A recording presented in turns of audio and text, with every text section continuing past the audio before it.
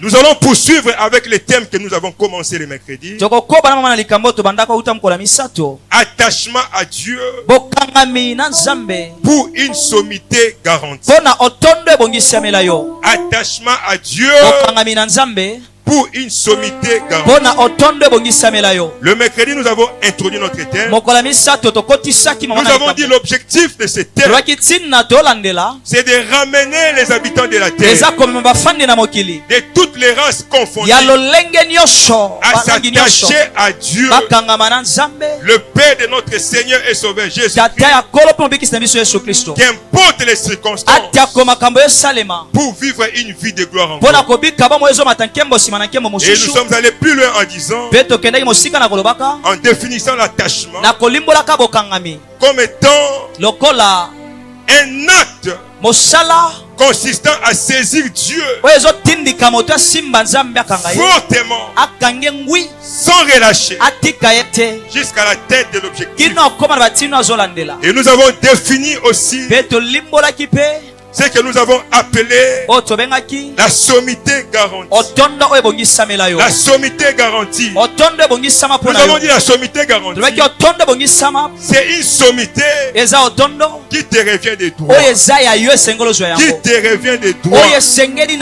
C'est une sommité dont son accomplissement est certaine.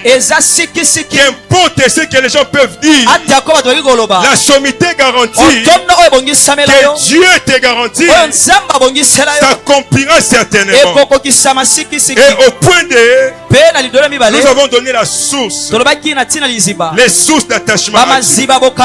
Et parmi ces sources, nous avons dit la première source qui nous conduit à s'attacher à Dieu, c'était l'amour de Dieu pour nous. L'amour que Dieu a manifesté pour les malades. L'amour que Dieu a manifesté pour la création. Cet amour nous conduit à s'attacher à lui. La deuxième source, c'était l'amour que nous avons pour Dieu. L'amour que nous avons pour Dieu, cela doit nous conduire à s'attacher à lui. S'attacher à lui. Le troisième point, c'était la souffrance comme une source d'attachement à Dieu. Et nous l'avons démontré par rapport au combat de Jacob et Dieu. Jacob, avant le combat, il n'était pas attaché à Dieu. C'était pendant le combat, quand Dieu l'a frappé à la moitié de la hanche, sous l'effet de cette douleur, en voulant tomber, que Jacob s'est accroché à Dieu. C'est lui qui nous a poussé à dire que la souffrance, c'est l'une des sources qui nous conduit à s'attacher à Dieu. Et la quatrième source, c'était les épreuves. Cas de Job.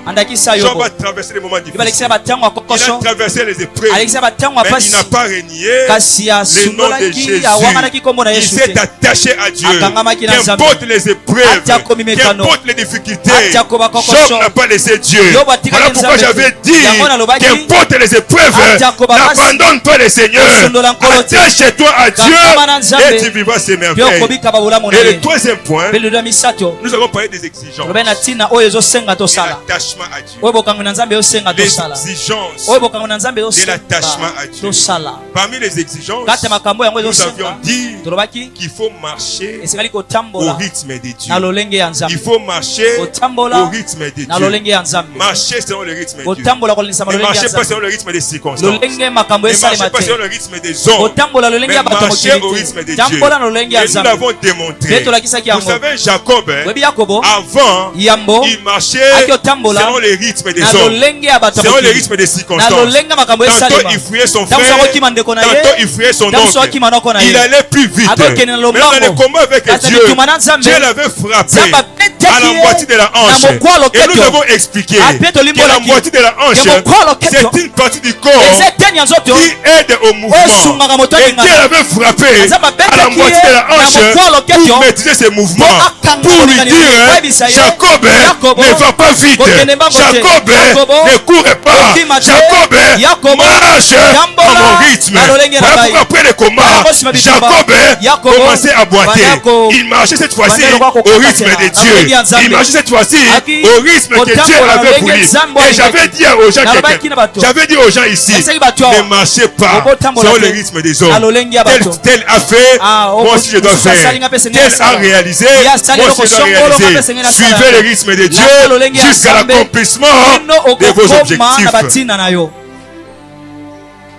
Deuxième exigence, j'avais dit il faut veiller continuer. Il faut veiller continuer. Et je l'avais expliqué pour ceux qui étaient là.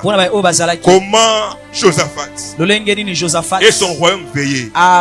J'avais dit dans l'ancienne configuration des villes, chaque ville était barricadée. Chaque ville était clôturée. Et à la porte de l'entrée, il y avait une tour. Et sur cette tour, il y avait des sentinelles. Leur rôle était de veiller pour la sécurité de la ville.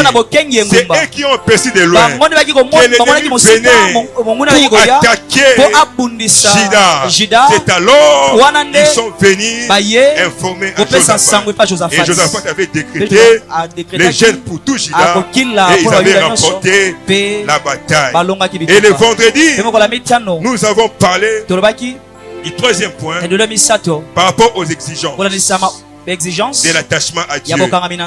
Nous avions dit le troisième point, c'était la dépendance totale à Dieu.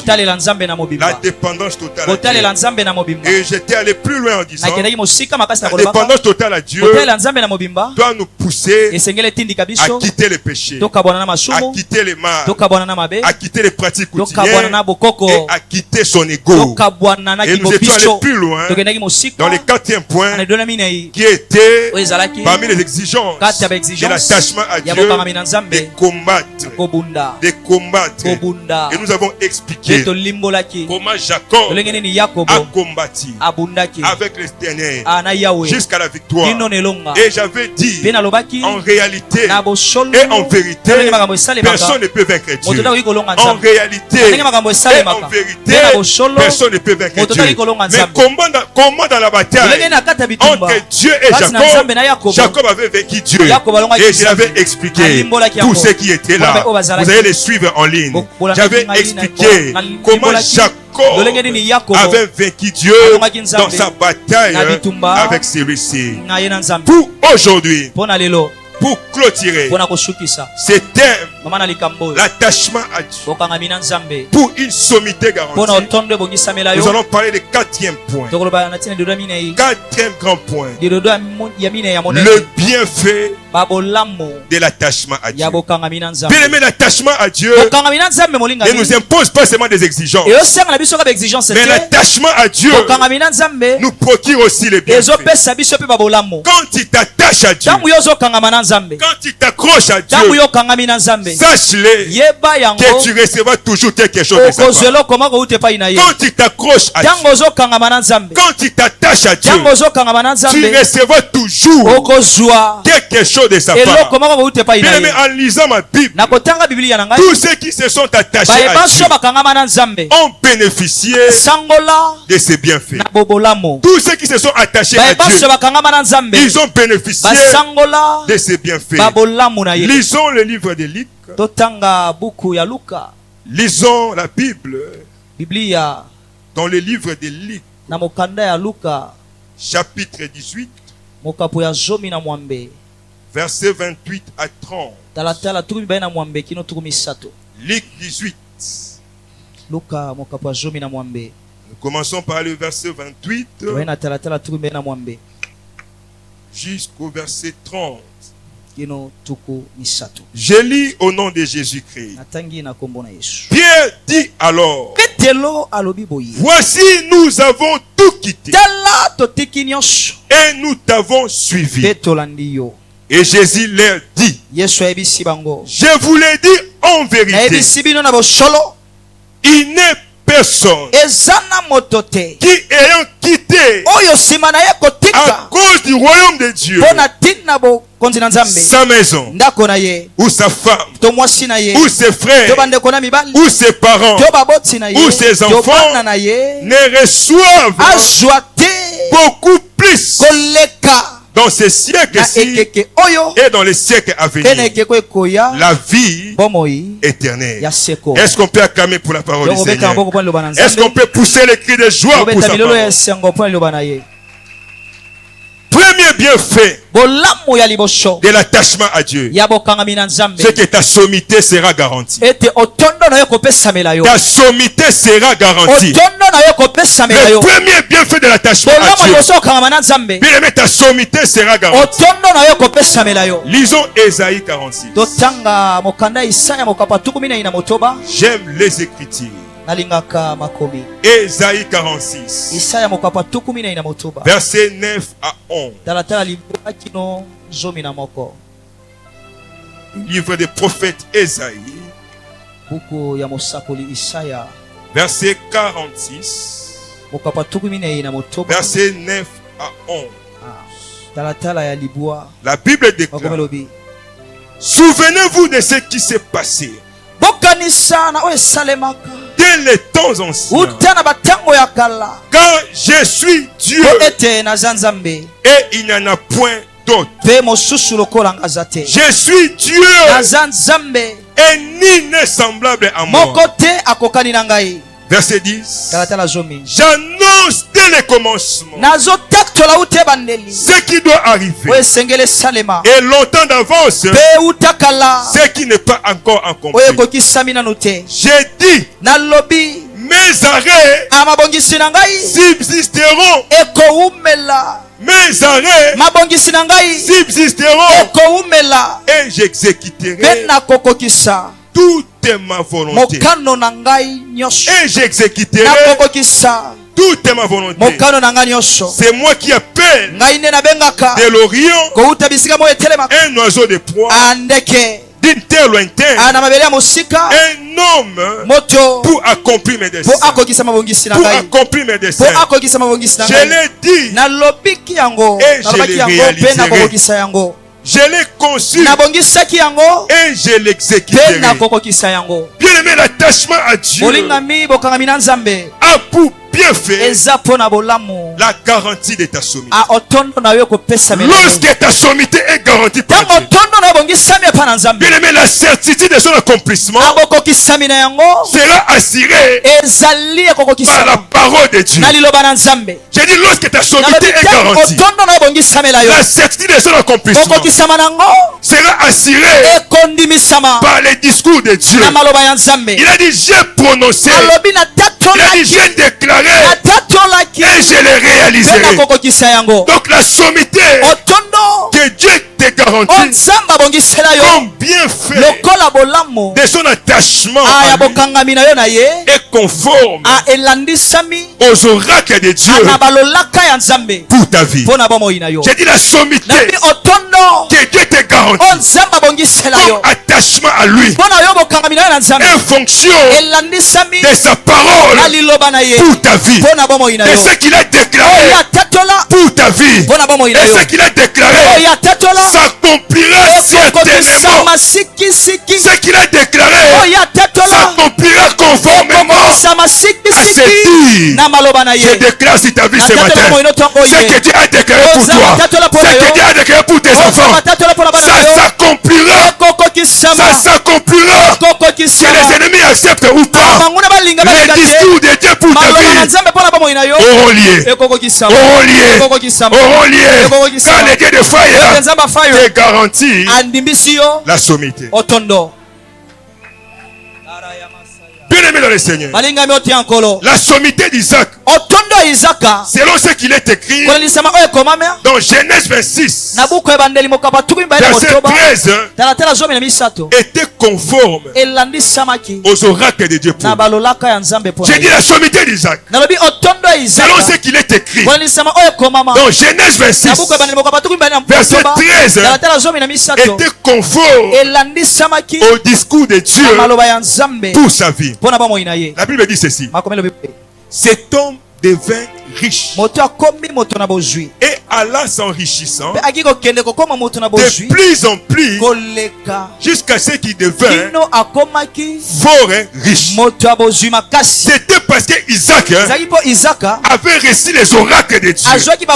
C'était parce que Isaac avait reçu la parole de Dieu. Vous savez, lorsque l'Éternel lui apparaît, là nous sommes dans Genèse 26, verset 2 à 3. La Bible déclare, il lui dit, ne descends pas en Égypte. Demeure dans le pays que je t'ai dit. Séjourne dans ce pays. Je serai avec toi. Je serai avec toi. Et je te bénirai. Voilà. Car je donnerai toutes ces contrées à toi et à ta postérité. Et je tiendrai le serment que j'ai fait à Abraham, ton père. Vous savez, en lisant ces récits, quand Dieu a dit à Isaac, ne descends pas en Égypte, Dieu n'avait pas voulu que Isaac puisse chercher à arriver à la sommité qui n'était pas conforme à la parole de Dieu pour sa vie. C'est pourquoi Dieu l'a dit, Isaac ne descend pas en Égypte. Et Isaac a obéi. C'est pourquoi il était arrivé à la sommité qui était conforme aux oracles de Dieu pour sa vie. Isaac est devenu fort et riche selon ce que Dieu avait déclaré pour sa vie. Je dis à quelqu'un ce matin, tu deviendras selon ce que Dieu a déclaré pour ta vie. Amen, amen, amen. Isaac est devenu selon ce que Dieu avait discouru pour sa vie. Selon ce que Dieu avait déclaré pour sa vie. Il devint fort riche. Dieu l'avait promis que je te bénirai. Et Isaac était fortement béni. Mais en réalité, Isaac pour arriver à la sommité qui était conforme à la parole de Dieu, il a posé un acte de foi. Il a posé un acte de foi. La Bible déclare, Isaac a sémé et il a rapporté au centime. Il a sémé et il a recueilli au centime. Qu'est-ce que je veux dire par là? Bien aimé dans le Seigneur, les données t'assurent la sommité garantie. Bien aimé, les vœux t'assure la sommité garantie. Est-ce qu'on peut acclamer pour les faits? Est-ce qu'on peut pousser les cris de joie à son nom?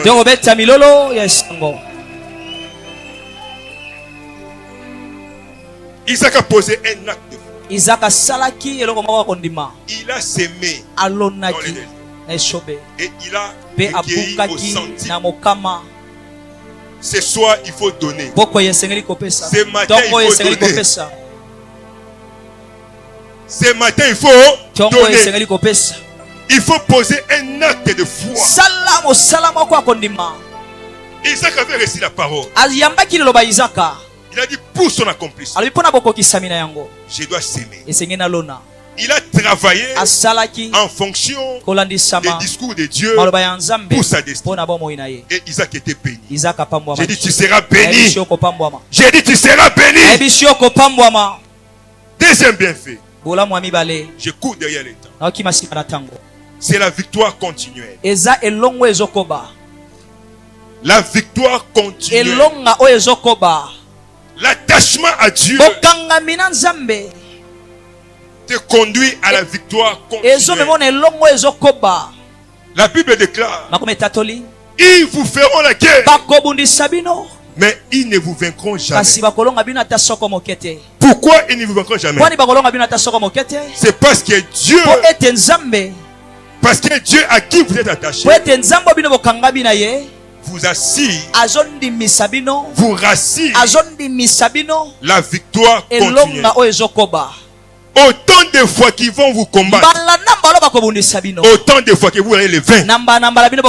J'ai dit autant de fois ils vont s'élever contre vous, autant de fois que vous sortirez vainqueurs, autant de fois qu'ils viendront vous faire la guerre, autant de fois que vous les vaincrez, car l'Éternel vous rassure la victoire. Car l'Éternel vous rassure la victoire. Autant de fois qu'ils viendront pour chercher votre chute, autant de fois que vous sortirez vainqueurs. Autant de fois que vous sortirez vainqueurs. Est-ce que les vainqueurs sont là ce matin? Est-ce que les vainqueurs sont là ce matin? Qu'ils acclament le Seigneur, qui pousse les cris des gens.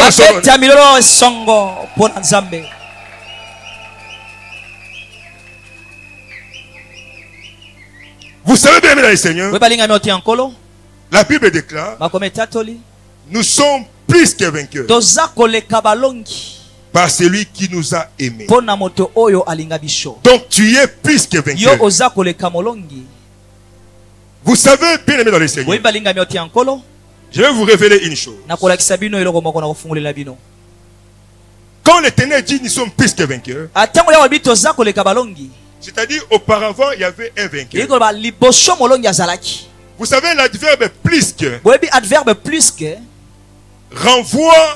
Est-ce qu'on peut acclamer pour le Seigneur? Est-ce que quelqu'un est prêt pour saisir cette parole?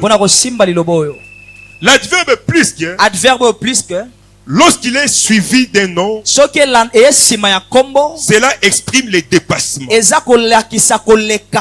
exprime les dépassements.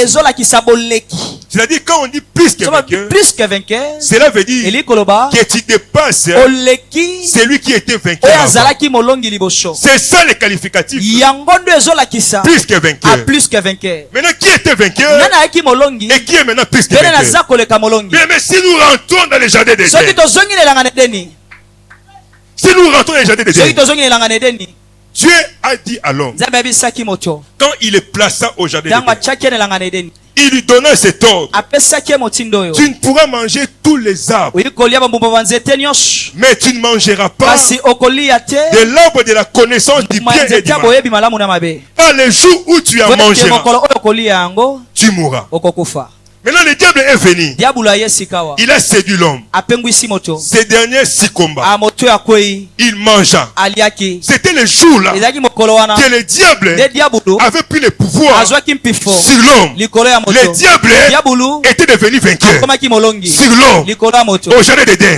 Donc le diable en ce moment là, il était devenu vainqueur sur l'homme. Maintenant quand le deuxième Adam est venu, à la personne de Jésus-Christ, à la personne de Jésus-Christ, quand le deuxième Adam est venu, en mourant par la mort de la croix, c'est alors la Bible déclare, il a dépouillé les dominations et les autorités, il les a livrées publiquement en spectacle, en triomphant d'elle par la croix.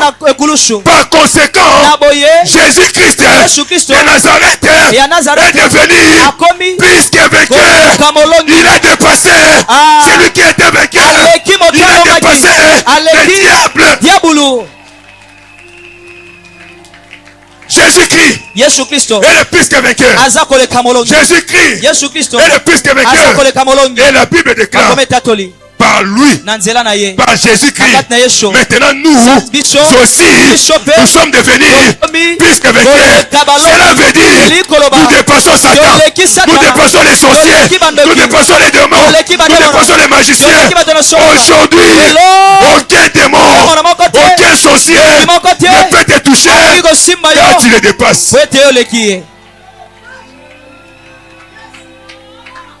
J'ai dit tu les dépasses parce que tu es plus que vainqueur. Tu es plus que vainqueur. Tu dépasses les sorciers de ta famille. Tu dépasses les démons de ta famille. Tu dépasses les magiciens. Tu dépasses les occultistes. Car tu es plus que vainqueur. Ah, j'aimerais voir les plus que vainqueurs. Où sont-ils? Où sont-ils? Les plus que vainqueurs. Les plus que vainqueurs. Les plus que vainqueurs. le plus que vainqueur par Jésus-Christ. Si vous avez jamais. Oui, vous avez un sorcier. Vous avez un simple magicien. Moi qui suis en Jésus-Christ, plus que vainqueur. Non, comment? Je les dépasse. Amen.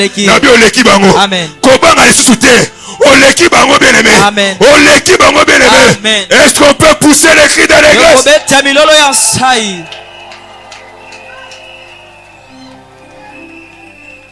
Tu les dépasses. Tu les dépasses. Tu les dépasses. Tu les dépasses. C'est pourquoi n'aie pas peur. Tu les dépasses. Tu les dépasses. Ah, où sont les plus que vainqueurs?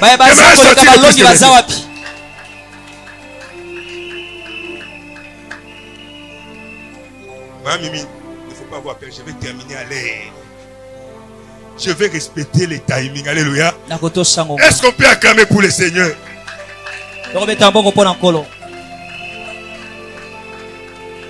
Troisième bienfait. Tes peines changeront en histoire. Tes peines changeront en histoire. Tes souffrances changeront en histoire. Mais quand tu t'attaches à Dieu fortement, involontairement, advienne que pourra, tes peines changeront en histoire. Vous savez bien le Seigneur, pendant les peines, c'est souvent les plaies. C'est souvent des critiques. C'est souvent la désolation. Mais au moment de l'histoire, c'est la joie. C'est l'allégresse. Je vais dire à quelqu'un ce matin, aujourd'hui on te voit pleurer. Aujourd'hui on te voit pleurer. Un jour on voit aussi Job pleurer. Job était dans la souffrance. Il traversait des moments pénibles. C'était difficile pour lui. Mais quand Dieu l'a rétabli, quand Dieu l'a restauré, les mêmes personnes qui le voyaient pleurer, ils l'ont vu dans la joie. Bien aimé dans le Seigneur, ceux qui t'ont vu pleurer aujourd'hui, ce n'est pas un problème. Demain, ils te verront dans la joie. Ils te verront dans la joie. Car le Dieu de mon Père, le Dieu de cette maison, le Dieu de cette alliance va changer tes peines en histoire. Bien aimé, j'ai un témoignage. Moi que vous me voyez bien dans le Seigneur, j'ai passé des moments d'enfance horribles. J'ai passé des moments pénibles. Quand ma mère m'a laissé à l'âge de 3 ans, je ne connais pas ma mère. Je n'ai pas vécu l'affection d'une mère. C'était comme ça ma vie. Et à un moment donné dans la vie, quand mon père s'est marié, vous savez ce qui se passe? Moi j'étais un homme de paix. Moi j'aimais la tranquillité. Je ne supportais pas de bruit. C'est alors à l'âge de 16 ans, j'ai décidé de quitter la maison de mon père pour ma paix, pour la paix de mon père. J'ai quitté mon père. Mais j'étais allé habiter au salon de coiffure. C'est là où j'habitais. C'est là où j'ai dormi. J'ai passé des moments. Pendant 10 ans. C'était pénible. C'était difficile pour moi. Mais j'ai étudié et j'étais attaché à Dieu. Les matins au réveil, j'étais là. Les matins au réveil, j'étais là. Au moment de feu, j'étais là. Et à l'époque là, on avait 4 tranches de moment de feu. Des fois, je venais, notre bien-aimé Jos connaît. Je conduisais tous les 4 tranches. J'étais là attaché à Dieu.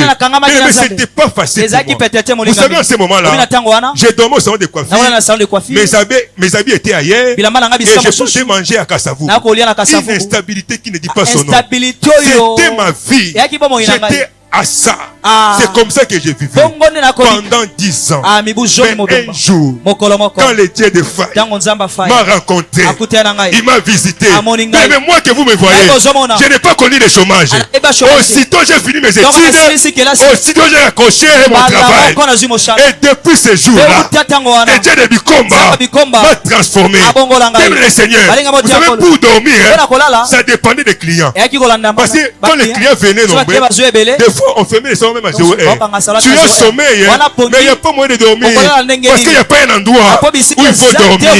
Mais aujourd'hui, je peux dormir comme je viens. Un frère m'a dit, Aaron, tu es seul. Mais pourquoi une grande maison comme ça? J'ai dit, tu ne connais pas. Tu ne connais pas. Tu ne connais pas. Tu ne connais pas. Pendant ce temps-là, c'était la peine. C'était la peine. Mais aujourd'hui, je le rencontre comme une histoire.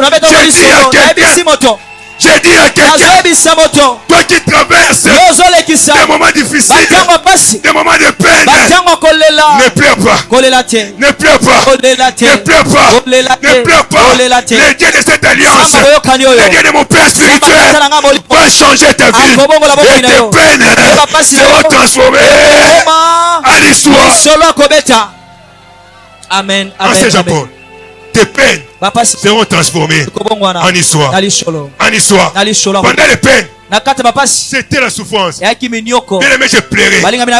J'ai pleuré. Je me disais, Seigneur, qu'est-ce que je fais pour mériter cela? Qu'est-ce que je fais pour vivre cela? Dieu me disait, Aaron, sois calme. Ces peines se changeront en histoire. En histoire. Oh, tes peines bien aimées. Tes peines bien aimées se changeront en histoire. Changeront en histoire. Tes peines changeront en histoire. Car le Dieu de cette alliance, je le vis dans ma vie. Je le vis dans ma vie. Et je le vivrai dans ma vie. Car il est puissant. Le Dieu de Freddy Bikomba. Bien aimé, je vous dis la vérité.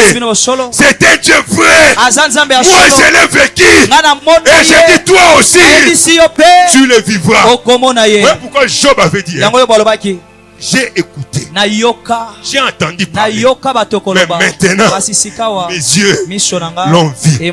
Toi aussi, tu verras les dieux de Bikomba, les dieux de mon Père. Tu les verras dans ta vie, tu les verras dans ta situation, tu les verras dans ton travail, tu les verras dans tes projets, tu les verras dans ton mariage, tu les verras dans tout ce que tu fais. Car il est vrai. Il est vrai. Le Dieu de mon Père, le Dieu d'alliance, je l'aime, je le sais, je le servirai de tout mon cœur, car je le vis dans ma vie. Est-ce qu'on peut pousser les cris d'alliance? Est-ce qu'on peut pousser les cris de célébration? L'attachement à Dieu a pour bienfait. Tes peines changeront en histoire. Tes peines changeront en histoire. Ça ne sera plus de plaire. Ça ne sera plus de plaire. Ça sera la joie cette fois-ci. Tu vas danser des joies. Si tu vas pleurer, ça sera de pleurer des joies. Parce que Dieu t'a visité. Parce que Dieu t'a visité. Parce que Dieu t'a visité. Est-ce qu'on peut acclamer le roi des rois?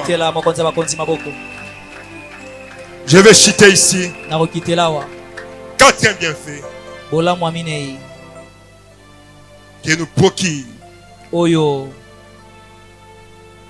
procure l'attachement à Dieu, c'est la vie éternelle. La vie éternelle. Nous avons tout quitté, a déclaré Pierre. Nous avons tout quitté. Dans le verset que nous venons de lire, nous avons tout quitté. Tout quitté. Nos biens, nos enfants, femmes. Nous avons tout quitté. Quel sera notre sort? Quel sera notre bénéfice Jésus leur répond. Jésus leur dit. En vérité, il n'est personne qui ayant quitté à cause du royaume, à cause du royaume, sa femme, sa maison, ou ses frères, ou ses parents, ou ses enfants, ne reçoivent beaucoup dans ces siècles. Et dans le siècle à venir, la vie éternelle. La vie éternelle. Bien aimé dans l'éternel. Quel servira à l'homme de gagner le monde entier s'il perdait son âme? Vanité de vanité. Tout est vanité. Dieu nous appelle à la vie éternelle. Vous savez, le jour où mon père mourra, c'est le jour où j'avais vu que ce corps n'est rien. Quand on m'a appelé à la mort, je suis entré. J'ai vu le corps de mon père. J'ai dit, ce corps est rien. Vanité de vanité. Tout est vanité. C'est une Bible qui éclate. Voilà pourquoi, bien aimé dans le Seigneur, nous devons aimer Dieu. Mon père, 2 jours avant sa mort, il ne parlait plus. Et ce jour-là, il a parlé. J'étais avec lui dans la chambre. Il m'a dit, Aaron, je ne peux plus. Je dois partir. Mais toi et tes frères, ne soyez pas tristes. Il connaissait là où il allait. Il connaissait là où il allait. Après son enterrement, quand j'étais seul à la maison, je ne faisais que pleurer. Je ne voulais pas pleurer devant mes sœurs. Je pleurais quand j'étais seul. Et un jour, j'ai vu une vision. J'ai vu mon père. Il était devant moi, assis sur une chaise. Une chaise blanche. Il était bien vêtu, avec une chemise manche courte. Il était rajeuni. Je le voyais de loin. Il souriait. Je voulais m'approcher là où il était, mais ce n'était pas possible. Et je me suis réveillé. J'étais dans mon sommeil. J'ai vu cela. Depuis ce jour-là, je ne pleure plus. J'ai dit, il est en paix. Quel sera mon sort maintenant? Je dois travailler pour moi, afin que je les rejoigne là où il m'a précédé.